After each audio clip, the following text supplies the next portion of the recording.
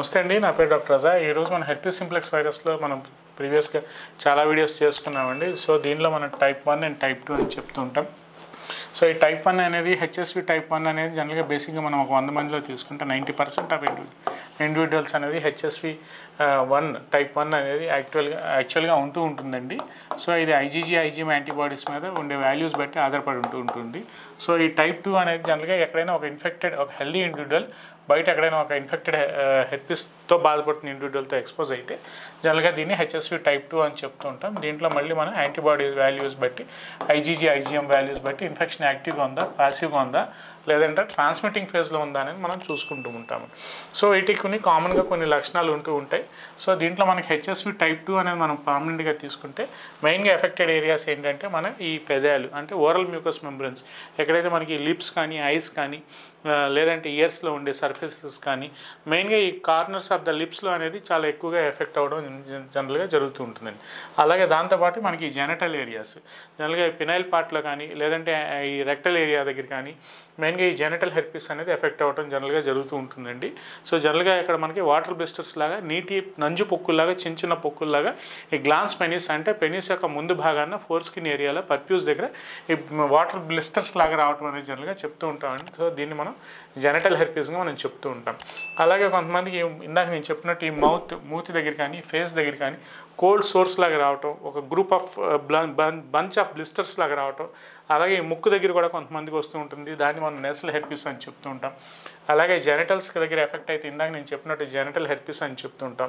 కొంతమందికి చర్మం మీద కూడా ఈ డిసీజ్ అనేది ఎఫెక్ట్ అవుతూ ఉంటుంది. కొంతమందికి ఎగ్జిమా అని చెప్తూ ఉంటాం. సో ఎగ్జిమా హెర్పాటికం అని చెప్తూ ఉంటామండి.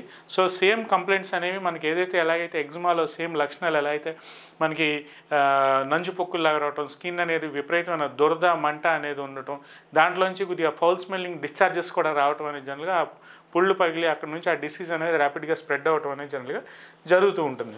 అలాగే కంట్లో కూడా ఎఫెక్ట్ అవుతూ ఉంటుంది. దాన్ని మనం ఆక్యులర్ హెర్పిస్ లేదంటే హెర్పిస్ కెరటైటిస్ అనే కండిషన్ కూడా చెప్తూ ఉంటాం. కొంతమందికి ఇది నెగ్లెక్ట్ చేసినప్పుడు జనరల్గా కొంతమందికి అంటే ఈ కండిషన్స్ చాలా తక్కువ ఉంటాయి. కొంతమందికి బ్రెయిన్లో కూడా ఈ డిసీజ్ ఎఫెక్ట్ అయినప్పుడు సో దాన్ని మనం హెర్పిస్ సింప్లెక్స్ ఎన్కెఫలైటిస్ అని కూడా చెప్తూ ఉంటామండి. సో మనకి బేసిక్గా ప్రామినెంట్గా కనిపించే పేషెంట్స్ రెగ్యులర్గా మనకి వచ్చే పేషెంట్స్ ఎవరంటే ఈ జనరల్గా ఓరల్ మ్యూకస్ మెంబ్రెన్స్ దగ్గర కానీ లేదంటే ఈ జెనటల్స్ దగ్గరికి ఎఫెక్ట్ అయిన వాళ్ళు కానీ లేదంటే మూతి దగ్గర కానీ ఫేస్ దగ్గర కానీ కోల్డ్ సోర్స్ ఈ నాసల్ హెర్పిస్లో వచ్చే ఇండివిజువల్స్ అనేది ఎక్కువగా కనిపిస్తూ ఉంటారండి. అలాగే ఇతర భాగాలు తీసుకుంటే మనకి ఊపిరితిత్తులు కానీ ఈసోఫాగస్ కానీ ఈ లివర్ కాలేయం దగ్గర కానీ ఈ డిసీజ్ అనేది ఎక్కువగా ఎఫెక్ట్ అవ్వడం అనేది జనరల్గా జరుగుతూ ఉంటుందండి. అలాగే వీటిలో మనకి ప్రాథమికంగా కనిపించే లక్షణాలు ఏంటంటే ఒకసారి డిసీజ్ అనేది ఏదైనా ఒక వైరల్ ఇన్ఫెక్షన్ అనేది మనకు ఒకసారి ఎఫెక్ట్ అయిన తర్వాత వీళ్ళల్లో కొద్దిగా ఫీవర్ రావటం, అలాగే ఫీవర్తో పాటు హెడ్ఏక్ అది రావటం, ఈ నంజు పొక్కులు అవి రావటం, ఆ బాడీ యొక్క ఇమ్యూనిటీ బట్టి వాళ్ళకు ఉండే కోమార్బిడిటీస్ బట్టి డిసీజ్ అనేది ఆధారపడి ఉంటుందండి.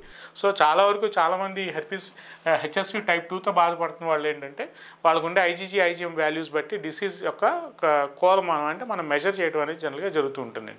సో ఈ యాంటీబాడీస్ ఎక్కువగా ఉన్నప్పుడు ఈ డిసీజ్ అనేది ఆటోమేటిక్గా ఒకళ్ళ నుంచి ఒకరికి ఒక హెల్దీ ఇండివిజువల్ నుంచి ఒక ఇన్ఫెక్టెడ్ హెర్పిస్ ఇండివిజువల్ నుంచి ఒక హెల్దీ ఇండివిజువల్కి కూడా ఈ డిసీజ్ అనేది స్ప్రెడ్ అవటం జనరల్గా జరుగుతూ ఉంటుందండి. అంటే ఐజీఎం యాంటీబాడీ వాల్యూస్ ఎక్కువగా ఉన్న వాళ్ళలో. సో ఇట్లాంటి కండిషన్స్లో డెఫినెట్గా ఏమన్నా మనకి ప్రీవియస్ హిస్టరీ ఏమన్నా ఉండి బయట ఎక్స్పోజర్ హిస్టరీ ఏమన్నా ఉంటే ఎస్టీడీస్ది ప్రామినెంట్గా ఒకసారి మీరు నచ్చిన క్వాలిఫైడ్ డాక్టర్ గారి దగ్గరికి మీరు అప్రోచ్ అయినప్పుడు ఇట్లాంటి లక్షణాలు ఏమన్నా ఉంటే నెగ్లెక్ట్ చేయకుండా చాలా ఎర్లీ దశలో మనం డిసీజ్ అనేది డయాగ్నోస్ చేసుకుని అవసరమైన రక్త పరీక్షలు అవి చేసుకుని హోమియోపతి ట్రీట్మెంట్ అనేది స్టార్ట్ చేయగలిగితే చాలా వరకు మనం ఈ డిసీజ్ని కంట్రోల్ చేసుకోవచ్చు మన హోమియోపతిక్ మెడిసిన్స్ ద్వారా అని నేను ఈ వీడియోలో చెప్పదలుచుకున్నాను.